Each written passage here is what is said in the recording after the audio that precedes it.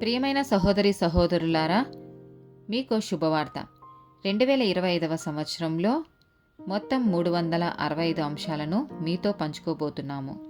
జనవరి 1వ తేదీ నుండి ప్రతిరోజు ఒక అంశము మరియు దానికి సంబంధించిన వాక్యమును పంచుకుంటాము. దయచేసి ఆ వాక్యములను వినండి, ధ్యానించండి మరియు ఆశీర్వదించబడండి. దయచేసి సబ్స్క్రైబ్ చేయండి మరియు మీ స్నేహితులతో పంచుకోండి. ధన్యవాదాలు.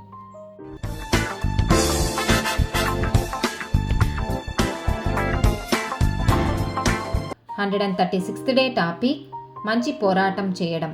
మొదటి తిమోతికి రాసిన పత్రిక 6వ అధ్యాయము 11-12 వచనాలు. దైవజనుడా, నీవైతే వీటిని విసర్జించి నీతిని, భక్తిని, విశ్వాసమును, ప్రేమను, ఓర్పును, సాత్వికమును సంపాదించుకొనుటకు ప్రయాసపడుము. విశ్వాస సంబంధమైన మంచి పోరాటము పోరాడుము. నిత్య జీవమును చేపట్టుము. దాని పొందుటకు నీవు పిలువబడి అనేక సాక్షుల ఎదుట మంచి ఒప్పుకోలు ఒప్పుకుంటివి.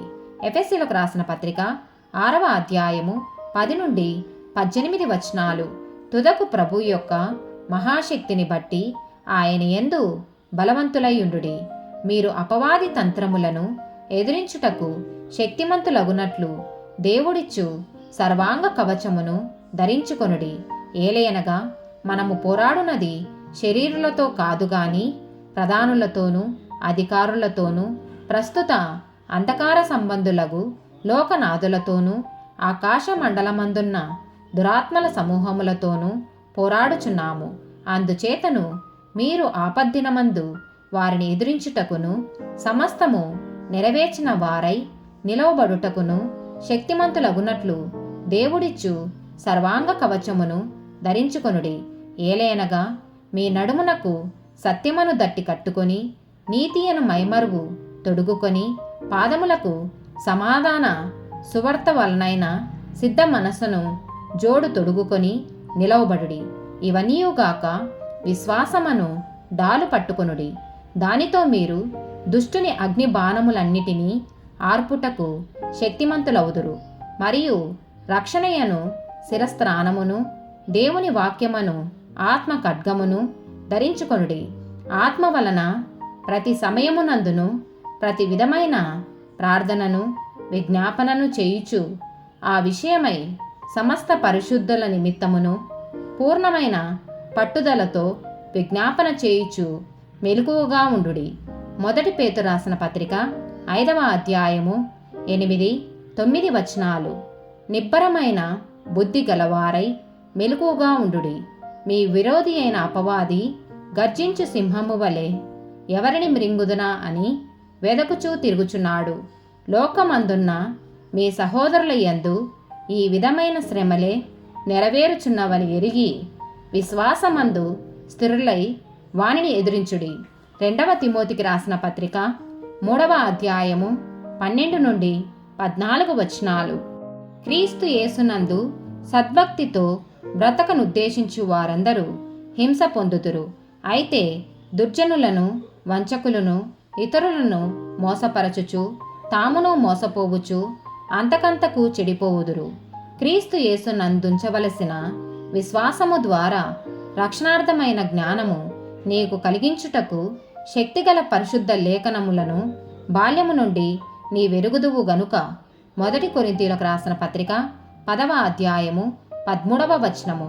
సాధారణముగా మనుషులకు కలుగు శోధన తప్ప మరి ఏదియూ మీకు సంభవింపలేదు. దేవుడు నమ్మదగినవాడు. మీరు సహింపగలిగినంత కంటే ఎక్కువగా ఆయన మిమ్మును శోధింపనీయడు. అంతేకాదు, సహింపగలుగుటకు ఆయన శోధనతో కూడా తప్పించుకొను మార్గమును కలగచేయును. హెబ్రీలకు రాసిన పత్రిక 12వ అధ్యాయము 1-3 వచనాలు. ఇంత గొప్ప సాక్షి సమూహము మేఘము వలె మనలను ఆవరించి ఉన్నందున మనము కూడా ప్రతి భారమును సులువుగా చిక్కులుబెట్టు పాపమును విడిచిపెట్టి విశ్వాసమునకు కర్తయు దానిని కొనసాగించువాడునైన యేసు వైపు చూచుచు మన ఎదుట ఉంచబడిన పందెములో ఓపికతో పరిగెత్తుదము. ఆయన తన ఎదుట ఉంచబడిన ఆనందము కొరకై అవమానమును నిర్లక్ష్యపెట్టి సిలువను సహించి దేవుని సింహాసము యొక్క కుడి పార్శ్వమున ఆసీనుడై ఉన్నాడు.